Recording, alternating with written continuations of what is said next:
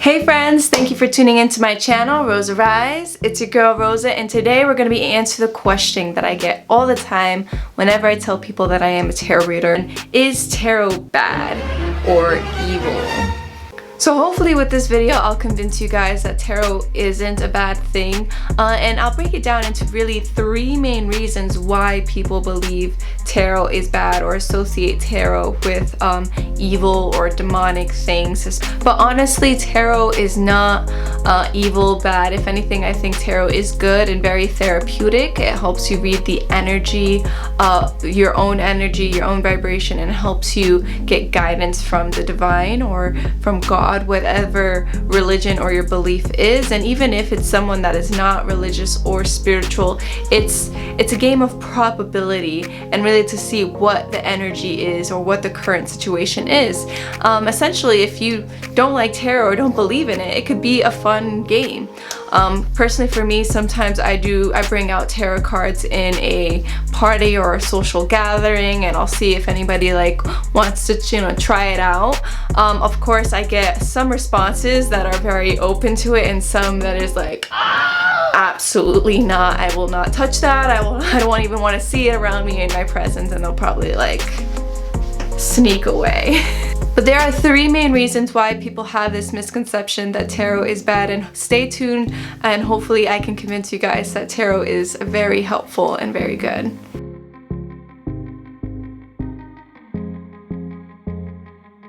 So reason number one why people believe tarot is bad is that they associate tarot with Ouija. And I personally, for me, Ouija is very scary.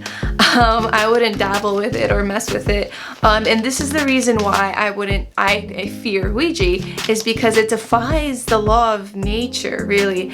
Ouija is a tool used to speak to the dead, or at least I don't know anything much about it, but from what I know, that's what I know about Ouija, is that you can speak to the dead, whether that be your family member, friend, or I don't even know, Casper the ghost.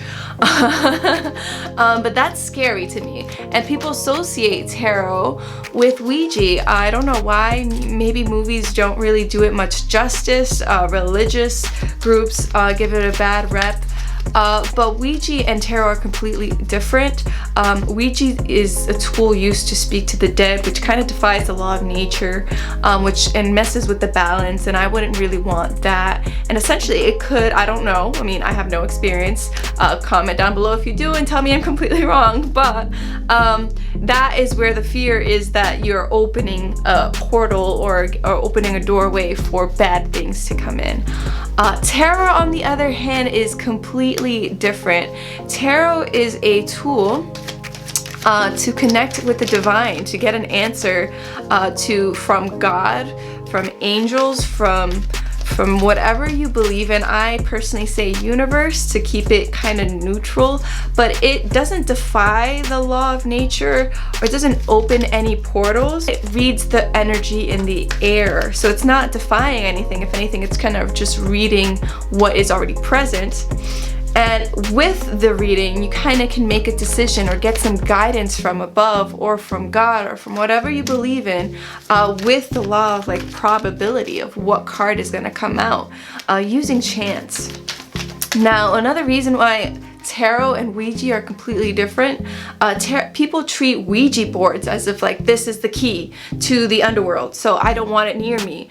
The same way with tarot, people think that having these cards in your presence is evil, but actually it's not. If anything, the tarot deck itself, though you respect it and treat it sacredly so that the magic or whatever doesn't lose you, but the same game or the same energy work can be done with regular playing cards. People kind of give the power all to the tarot, and they're like, oh, I don't want that in my presence out of fear. But really, it's not much of the tarot card itself, but the reader that carries the energy and the potential to read other people's energy based on probability. We got the Five of Hearts, or even the Five of Cups if you want to interpret it that way. It's a very sad card. But anyways, you can basically do a tarot reading with regular playing cards. It just wouldn't have the major arcanas. So reason number one, people think that tarot is gonna unlock a portal and bring demons and bad energy and ghosts, and really that's not what it's used for. This is the same as praying to God, or even it could be the same as flipping. It could be the same as flipping a coin. I got heads. So everyone does it essentially when they can't decide on something, or if they're fighting with somebody to do something, they use flipping a coin, called heads or tails, to make a decision. The same goes with tarot. You're asking the cards what's heads, what's tails. And this has actually been done in biblical times. One of the disciples, Judas, betrayed Jesus. So after Jesus died, the apostles was like, well, there's now 11 of us. We need 12. So what did they do? They pray to God saying, we have two options. Which one do you want? And they flipped a coin. And they flipped a coin and they decided, yes, you'll be the next apostle. Proverbs 16:33 also says, the law is cast into the lap, but its every decision is from the Lord. So the law is cast is like the Hebrew way of flip a coin. So essentially, tarot is the same thing as flipping a coin, which is what was done in the biblical times to decide what the next disciple was. So essentially, tarot cards is the same thing as praying to God and flipping a coin to get an answer.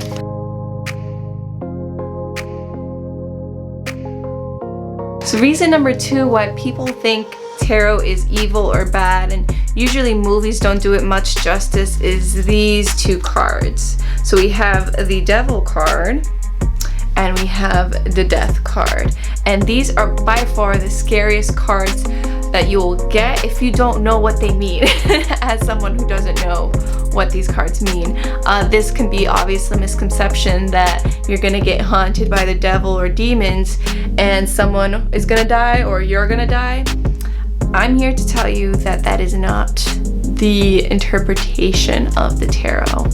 Now, don't get me wrong, there are tarot readers out there that may interpret these cards as its literal meaning of what it's saying, but not a lot of people do, and that's not really the right way. If anything, I feel like the tarot readers that actually do interpret them as the scary way are in it for like the show business, or just to make the hype even more of tarot to be scared, which is not the case. So tarot itself has a lot of pictures in them, and the pictures are symbolic and they help you read the card and interpret what it really means. So just to put it out there, the Devil card doesn't actually mean that you're gonna get haunted by the devil. It just means that there's some toxicity in your life, whether that be addiction, bad habits that are kind of chaining you up, and kind of you're giving your control over to this toxicity or bad habit, which, you know, everyone has some bad habits or some toxicity in their lives, and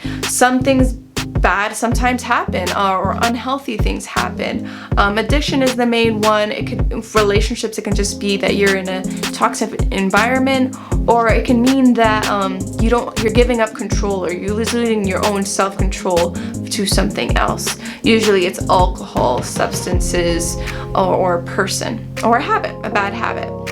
But the good thing about this card, and there's always positive interpretations in every card as well as negative interpretations in every card, is that these chains can be easily removed if they just chose to remove them. So it's not really a bad card. It's nothing to do with the devil. It's just trying to show you a symbolic term that it's just classic tarot now, that there's some toxicity in your life. It can be interpreted in many ways. And the other card, the Death card, people automatically assume that someone is gonna die, or someone in their life is gonna die or get sick, and that again is not the case. The symbolic interpretation is that something needs to die, meaning you need to let go of something that's no longer serving you in order to start something new. In order to begin something new, someone has to get let go. Something has to end, an ending, a period. So it doesn't mean that someone is gonna die or that you're gonna die, but something needs to end in order for you to start something new. So if you are familiar with the Light Seers Tarot deck, the Death card in the Light Seers Tarot is also called the Rebirth card. So in order for you to get reborn or transform into something new, there has to be an ending of something in order to transform.